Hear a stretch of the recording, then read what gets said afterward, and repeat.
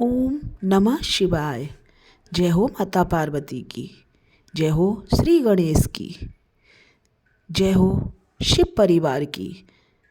फाल्गुन मास में आज त्रयोदशी शुक्र प्रदोष व्रत है, जिसको करने से दाम्पत्य जीवन में खुशहाली रहती है और शिव भगवान की अति कृपा पूरे परिवार पर बनी रहती है।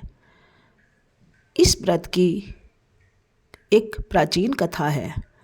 किसी नगर में 3 मित्र रहा करते थे, जिनमें एक राजकुमार था, दूसरा ब्राह्मण था और तीसरा सेठ का पुत्र था। तीनों का विवाह हो चुका था, परंतु सेठ के पुत्र का अभी गौना नहीं हुआ था। एक दिन वो तीनों मित्र स्त्री की प्रशंसा की चर्चा कर रहे थे। ब्राह्मण पुत्र बोला, स्त्री के बगैर घर अधूरा है और भूतों का डेरा है। बस यह सुनकर सेठ का पुत्र सोचने लगा कि मैं भी अपनी पत्नी को गौना करके लाऊंगा, और घर जाकर अपने माता पिता से बोला, मैं अपनी पत्नी को लाना चाहता हूँ। पर उसके माता पिता ने कहा, अभी शुक्राष्टक चल रहा है, इन दिनों में बहू बेटियों को विदा नहीं किया जाता, ये शुभ मुहूर्त नहीं होता है। फिर भी उसने जिद पकड़ ली और अपने माता पिता की बात नहीं सुनी। तब उन्होंने मजबूरी में आकर फिर बोला कि जाओ ले आओ। तब वह ससुराल पहुंचा। ससुराल पहुंचने पर लड़की के माता पिता ने भी भेजने से मना किया और कहा कि अभी अच्छे मुहूर्त नहीं चल रहे हैं।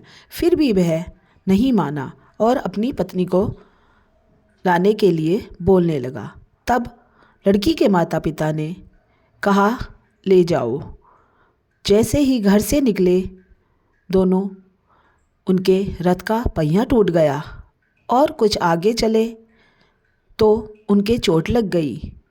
फिर वे गिरते पड़ते थोड़ा और आगे बढ़े तो उन्हें डाकुओं का सामना हो गया, जिन्होंने उनका धन लूट लिया। वे रोते बिलखते आगे बढ़े, उनको प्यास लगने लगी। फिर वो दोनों एक तालाब के किनारे जाकर पानी पीने लगे। अचानक वहाँ कहीं से एक सांप आ गया और उस सेठ के बेटे को डस लिया। वह स्त्री रोने लगी और कहने लगी, कोई बचाओ। इतने में गांव के लोग आए और उसको पहचान कर उसके घर ले गए। तब सेठ ने वैद्य को बुलाया और पूछा, मेरे पुत्र को क्या हुआ है? उन्होंने कहा, इसको सांप ने डसा है और यह 2-3 दिन में मृत्यु को प्राप्त हो जाएगा।